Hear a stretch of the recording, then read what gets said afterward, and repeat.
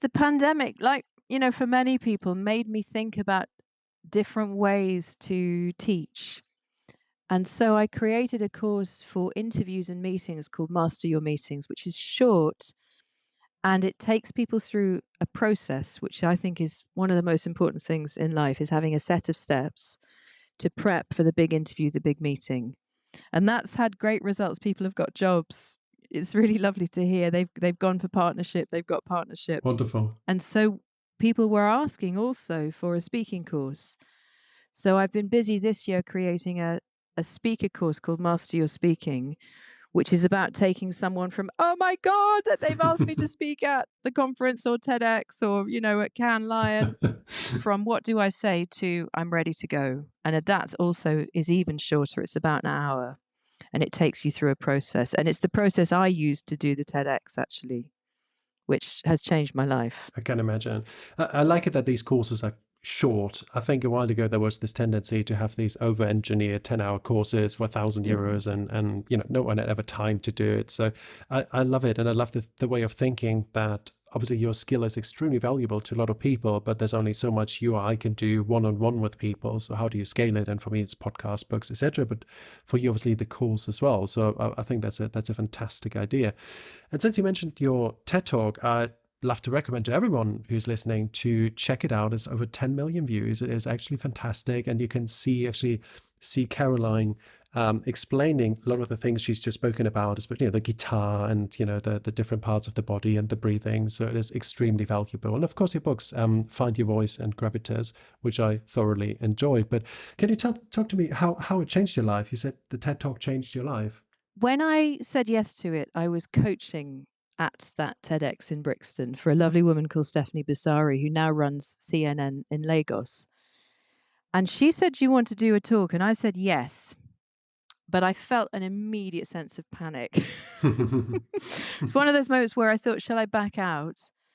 I took on a great coach, because a coach is always important, as you and I know well, called Denise Graveline, who said, you cannot, she didn't say mess this up. There was another more Anglo-Saxon word in there. She said, you cannot mess this up. And the jeopardy of being a speaker coach, doing a talk about speaking with confidence is enormous.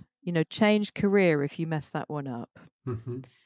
And I think it changed my life on two levels. One, because I embraced the risk and I went, okay, I'm going to do this and I'm going to work.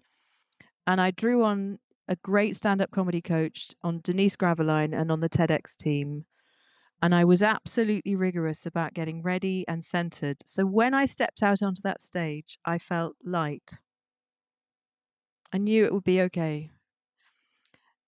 So it changed my life on a personal level, in that no matter how frightening and how much jeopardy there is in the challenge, with the right process, I can get there, which is the kind of logic that's in the course. But then, of course, on a bigger level, when people see you all over the world talking at TEDx, and when the numbers rise, because we're a society that cares about high numbers on social media, that brings in talks, work, coaching from all over the world that they would never have found me beforehand. So it was a personal self-belief shift, but also a shift for my business as well, in the way that your podcast will have the same kind of shift. It just gets our voice out there in a different way. Yeah, you made a couple of points I'd love to underline, which is that if you encourage people to step up to the mic, you have to be willing and able to do it yourself. Otherwise, it feels a bit hollow. And also that you mentioned how well you felt prepared, and it loops back to your earlier point that it's really in the preparation. You can't talk yourself into being confident. You have to put in the work and be convinced that I feel like I know I can do this because I've practiced it and under tougher conditions than what we have here now. And of course, still things can go wrong, but I also find that people are quite understanding that if you're well prepared and maybe a lapse or something goes wrong, people are generally understanding because they know it's a lot of pressure on the person on stage. So I wouldn't overthink it. And, as long as you prepare as best as you can, step up and take that leap. And as you said, it can change your life. And it goes back to that ancient Greek idea. An athlete getting ready for a race is training, getting fit, getting warm. And then when they start, Their mind is totally clear. And I think a lot of this is about remembering that speech is a physical art, and everything we know about the physical disciplines actually is useful to bring to speech. And I think the problem for most of us is we learn to do presentations at school, which is still a lot about, I think it's changing, but a lot about the brain. And it's bring your body to speaking, bring what you know in your physical disciplines to speaking, whether it's karate or golf, and your speaking will start to change. I love the Inner Game books for that because I think the Inner Game is a very wise system. By whom is that? The Inner The Inner Game? Game, yeah, the Inner Game of golf, the Inner Game of, also music, Ah, it's a series work, of books. yeah. Okay, sorry, I wasn't aware. Okay, interesting. To wrap it up, Caroline, I wanted to ask you, what's your best piece of communications advice for all the leaders out there who want to be more effective and more empathetic communicators so they can have a lasting impact and inspire others in their organizations and outside? Really, really simple. Learn from the ancient world.